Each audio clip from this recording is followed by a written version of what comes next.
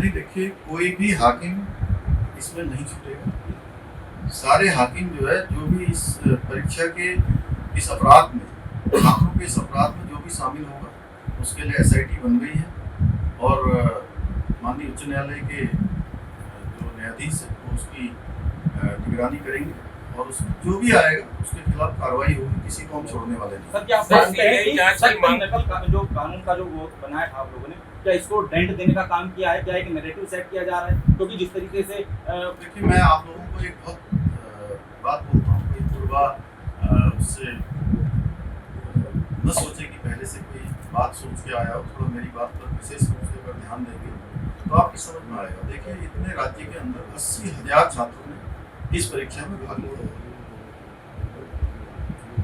कितने हजार? 80,000 छात्रों ने भाग लिया है। इंटर के, हाई स्कूल के एग्जाम भी होते हैं, कुछ जगह पर नकल के प्रकरण भी आते हैं। इसका मतलब ये नहीं है कि पूरी परीक्षा ही जो है दूषित हो जाए। और एक ऐसे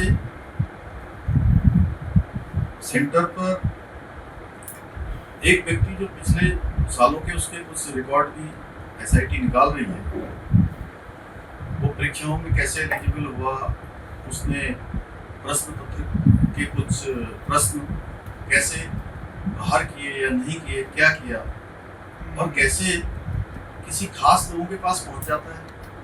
अगर पहुंच जाता है तो उनको किसको बताना चाहिए?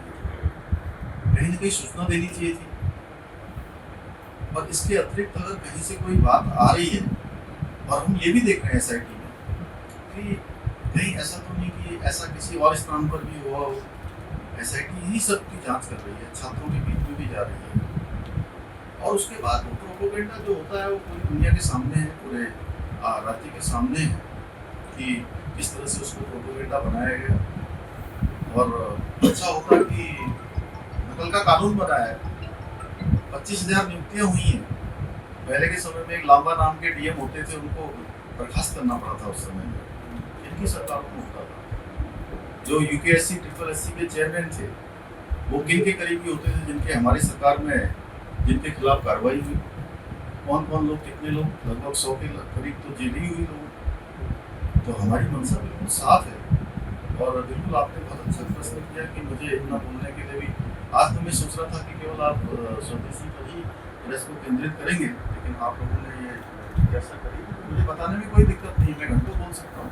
सर, छात्र सीबीआई जांच की मांग कर रहे हैं। पूर्व सीएम त्रिवेंद्र सिंह रावत ने भी उनका समर्थन किया है, इस पर क्या कहते हैं? देखिए, जब एसआईटी की एक जांच चल रही है और हमें किसी भी जांच से कोई परहेज नहीं है। छात्रों के हित में हमें जो भी जांच करवानी पड़ेगी हम कर देंगे।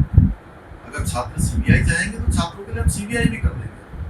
लेकिन अगर एसआईटी जांच कर रही है, सीबीआई में जाने से पहले एसआईटी भी जांच कर रही है, तो राज्य की एजेंसी जांच कर रही है, वहाँ से भी यही पूछा जाता है कि भाई वो पूछे उन्होंने कितना काम किया है, कितना नहीं किया।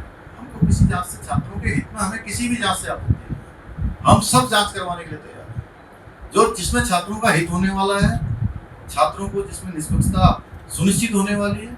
हमने पहले भी यही किया, हम आगे भी यही। सर, अभी तक ये बात साफ नहीं हुई है कि असिस्टेंट प्रोफेसर जो थी उसने आखिरकार वो जो स्क्रीनशॉट था वो बॉबी पवार को ही क्यों भेजा? अरे मेरे भाई, मुझसे क्यों पूछ रहे हो? ये लोग, आप लोग बताओ लोगों को क्यों भेजा वहाँ? यही तो मैं पूछ रहा हूँ, यही मेरा प्रश्न है। वास्तव में सच में मेरे मन में भी यही प्रश्न है। सर, मैं जानना चाह रहा हूँ, एसआईटी जांच कर रही है तो अभी तक कुछ चीजें निकल कर के आई हैं ऐसी असिस्टेंट प्रोफेसर से? अरे तो आप नहीं, मेरी बात तो सुनो। तो ये दीप्ति जी भी सही कह रही है, मेरे बगल में बैठी है, कि वास्तव में ये तो उन्हीं से पूछा जाना चाहिए कि भाई आप ही को प्रश्न पत्र क्यों भेजा गया है। नहीं, अगर देखो भैया, पूर्वा किसी का वो पहले से तो मैं नहीं मानता हूँ। आप कहो कि छात्रों के बीच में आपकी बात नहीं पहुंच रहा है, छात्रों के बीच में नहीं पहुंचती तो 80% छात्र कैसे जीतते? अगर लोगों के बीच में नहीं पहुंचती तो हम लोगों को विधानसभा से लेकर नगर पालिकाओं से लेकर जिला पंचायतों से लेकर सारे पंचायतों में, सारे नगर निकायों में आज कैसे समर्थन दे रही होती जनता? लेकिन हाँ, ये बात बहुत आपने बहुत महत्वपूर्ण कही। सच में मैं बार बार यही सोच रहा हूँ कि प्रश्न आपके कुछ प्रश्न एक ही व्यक्ति के पास कैसे गए हैं? सर उसका सवाल अभी तक जवाब नहीं आया ना, एसआईटी जवाब एसआईटी देगी। हाँ वही मैं पूछ रहा हूँ। जवाब एसआईटी देगी, इसीलिए एसआईटी की है। थोड़ा सब्र करिए। मैं छात्रों से भी कहना चाहता हूँ कि हम आपके हित में बिल्कुल उचित निर्णय लेंगे और हम उसमें 1% पीछे नहीं हटेंगे। नकल का कानून मेरे मुख्य सेवक दायित्व में आने के बाद आया है। 25,000 नियुक्तियां हुई हैं, इसलिए मैं कहना चाहता हूँ मैं जब तक जिंदा हूँ उत्तराखंड के एक एक छात्र को न्याय दिलाना मेरा कर्तव्य है, मेरा जीवन का उद्देश्य रहेगा। सर एक सवाल है, पहले ये जो छात्र धरने पे बैठे थे तो छात्र धरने पे बैठे थे, उसके बाद कुछ आपके अपने और कुछ विपक्ष इस पर राजनीति करने पे आया, क्या कहना है? देखिए जिन लोगों को राजनीति करने के लिए कोई लोग नहीं मिल रहे थे उन्होंने छात्रों के कंधों का इस्तेमाल किया। कुछ समय आगे बढ़ने दीजिए। छात्र स्वयं बहुत समझदार छात्र हैं हमारे यहाँ के।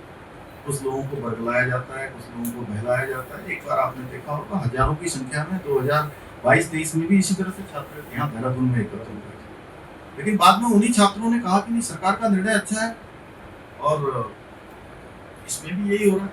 ये छात्रों के नाम पर राजनीति करने का खेल आगे बढ़ाया जा रहा है और छात्र हितों को पीछे फेंक दिया जा रहा है। छात्रों के हितों की कोई बात नहीं है इसमें, केवल अपनी राजनीति चमकाने के लिए सब हो रहा है।